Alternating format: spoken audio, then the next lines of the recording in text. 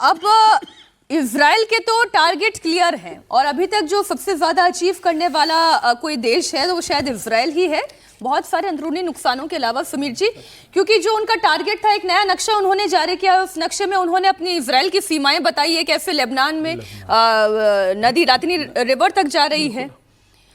देखिए, मुझे लगता है कि इजराइल ने बहुत स्मार्टली, चतुराई से अमेरिका को इस्तेमाल किया इस युद्ध में। अमेरिका को उकसाया, तैयार किया और अमेरिका से पूरा ईरान पर हमला करवाया, मिलकर अमेरिका के साथ हमला किया। बाद में वो लेबनान की तरफ शिफ्ट हो गया और अमेरिका इजराइल में उलझकर ईरान में उलझकर अमेरिका रह गया है। अब अमेरिका को समझ में नहीं आ रहा है कि यहाँ से कैसे निकला जाए, क्योंकि जो नाक, सम्मान की नाक तो अब अमेरिका की फंसी हुई है ना। जो अमेरिका चाहता था वो इजराइल में वो कुछ भी अचीव नहीं कर पाया है। और अब ट्रंप साहब को लग रहा है कि पहली वार्ता असफल होने के बाद वो लगातार जिस तरीके से भाषा ट्रुथ पर दे रहा है, जिस तरीके से ईरान को धमकी दे रहा है, और ईरान की हिम्मत देखिए कि इतना होने के बाद भी वो कह रहा है कि भाई हम वार्ता में शामिल नहीं होंगे, हम बातचीत नहीं करना चाहते, अगर आप युद्ध करना चाहते हो तो हम लड़ने के लिए तैयार है। बताओ, अमेरिका वार्ता करना चाह रहा है और ईरान खत्म होने के बाद भी लड़ने के लिए तैयार है। तो जिस तरीके से ईरान तैयार है और अमेरिका पीछे हटने की स्थिति में आ गया है। आज जेनेवा में उपराष्ट्रपति पहुंच जाएंगे। ईरान ने अभी तक कहा हम भेजेंगे नहीं, संभावना इस बात की शायद ईरान अपना प्रतिनिधिमंडल फिर से भेजे। तो बातचीत के बाद जिस बात पर अमेरिका अड़ा हुआ है, क्या ईरान वो स्वीकार करेगा? पहली वार्ता 21 घंटे चली, उसके बाद जिसे ईरान ने स्वीकार नहीं किया और अभी भी वो स्वीकार करने को तैयारी स्पष्ट मना कर चुका है। तो ऐसी क्या बातचीत होगी कि जो ईरान स्वीकार कर लेगा और अमेरिका कहेगा हमारी जीत हो गई है। शहबाज तो थाली सजाकर बैठे हुए हैं ना, बिल्कुल। शहबाज दूसरे राउंड की वार्ता की तैयारी कर रहे हैं। वो ये वेट कर रहे हैं कि बस अब अमेरिकी डेलीगेशन पहुंचा और अब ईरानी डेलीगेशन पहुंचा। इस्लामाबाद में जबरदस्त सुरक्षा व्यवस्था है। दोनों देशों के प्रतिनिधिमंडल जिस होटल में रुकने वाले हैं वहां पर भी तैयारियां हो चुकी हैं, मेन्यू भी फाइनल हो चुका है। लेकिन ईरान ने वार्ता में ही शामिल होने से इनकार कर दिया। खबर ये आ रही है कि जेडी वेंस आज देर रात या कल सुबह इस्लामाबाद पहुंच तो सकते हैं, उनके साथ विटकॉफ और कुशनर भी होंगे, लेकिन दूसरे राउंड की बातचीत होगी या नहीं, इस पर सवालिया निशान है।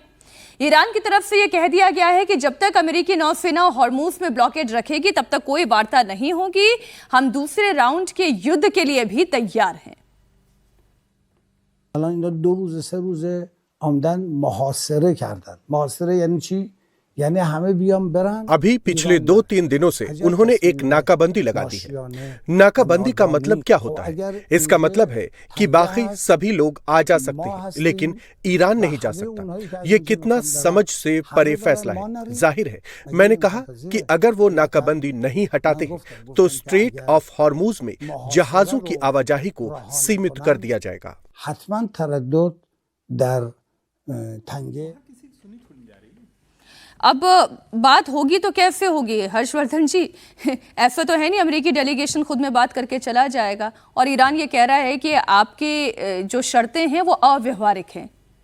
नहीं, शर्तों के अव्यवहारिक होने से ज्यादा मूल मुद्दा यही है कि दोनों अपनी अपनी डोमेस्टिक ऑडियंस को और साथ में इंटरनेशनल जो एक नैरेटिव होता है उसमें अपना वाला पक्ष मजबूत रखना चाहते हैं।